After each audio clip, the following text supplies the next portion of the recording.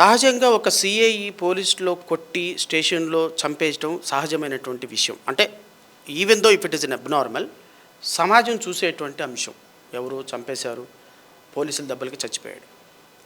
దాన్ని గాయబ్ చేయడానికి పోలీసులు ఇతను బయట చచ్చిపోయాడని, అతని ఆరోగ్యం బాగోక చచ్చిపోయాడని చెప్పడం నేను చూశాను. కానీ చనిపోయిన వ్యక్తి మాయం చేసేసి సేమ్ జై భీమ్ సినిమా టైపే.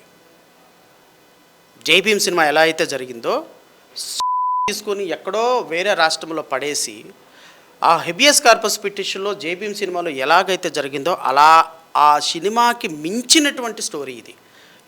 బాడీ ఉంది. ఆ రోజే దొరక్కపోతే ఎవరు ఏం చేయలేము. ఈరోజు కూడా దొరకకపోతే ఏం చేయలేము.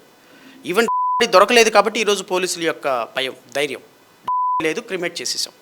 సో క్రిమేట్ చేసినటువంటి కాల్ చేసినటువంటి ఎక్కడి నుంచి వస్తుంది? సీసీ ఫుటేజ్లు బయటకు రావాలి, పోలీసుల మీద సిబిఐ ఎంక్వైరీ జరగాలి.